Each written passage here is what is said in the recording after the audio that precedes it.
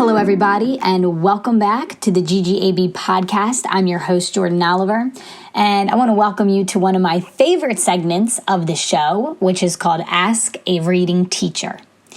Now, here at Global Give a Book, we have Sylvia Hermosillo, who is on staff as our Director of Content. And we're so lucky to have Sylvia because she has 30 years experience being an educator.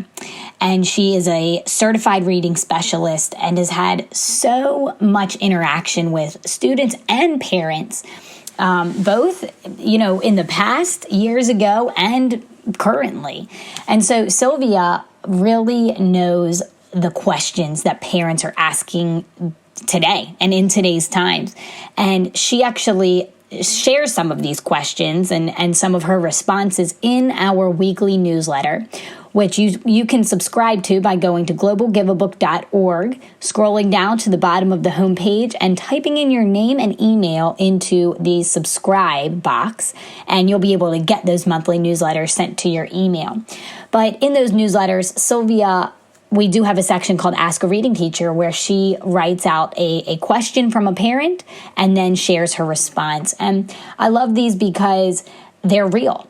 It's everyday parents, and they are just sharing concerns, that other parents can hopefully see and not feel alone in their concerns.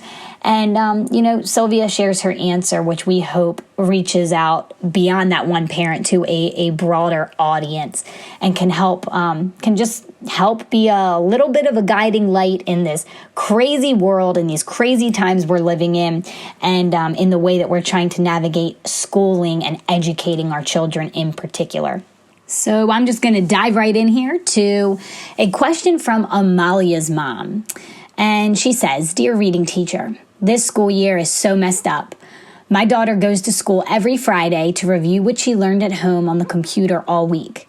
She is in the 4th grade, and I feel like she is just wasting her time. She doesn't like the classes. She says they are boring. I think I should just take her out of school for a year and let her stay home. Besides, it is hard to get her to school every Friday. Thanks for your advice, Amalia's mom." Dear Amalia's mom, currently, school and lessons just look different from what we are accustomed to. Try to be enthusiastic about the use of technology in Amalia's lessons. Certainly, most students are not learning in an ideal environment. However, they are learning. Teachers are very flexible, and most have spent extra time revamping lessons to accommodate our new situation with COVID-19. Teachers are optimistic, and they know that there are ways to capture students' attention and to make lessons relevant and understandable. When parents are supportive of teachers and lessons, it sends a message to the child that education is important. Happy reading, the reading teacher.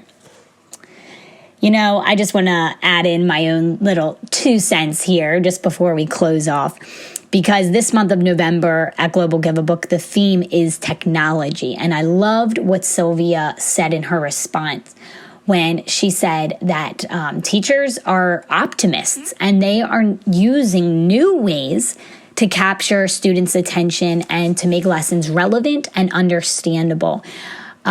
Such a big part of that is because we have technology today. And so it's easy to see, looking on our social media feeds, I see all the time teachers posting little videos of ways that they are optimizing technology to try to have fun with students, even through this virtual learning. And, just in a way that's trying to make these times a little lighter, a little more fun, and a little more interesting. And so we can be grateful for technology for allowing us to keep things going, even as frustrating as this year has been, especially for parents having to navigate children, especially grade school children and younger, having to navigate that this year. But because of technology, we don't have to stop completely. We can keep going. And I think that sometimes all we have to do is to simply keep going, to simply put one foot in front of the other, move one day at a time, not stress ourselves out looking at the bigger picture, but to just take one step. What's the next project? What's the next lesson? What's the next hour that we have to make it through and to just walk through it. And then before we know it, we're looking around and we'll be into next year and hopefully things will look a little bit more back to the way that we are used to them. But I hope that this helps some of you parents out there. I hope that you can at least not feel alone. We are all in this together. And because of that, we will get through it. I hope you all have a wonderful week. I look forward to meeting you with the next segment of the GGAB podcast. And until then, have a wonderful day.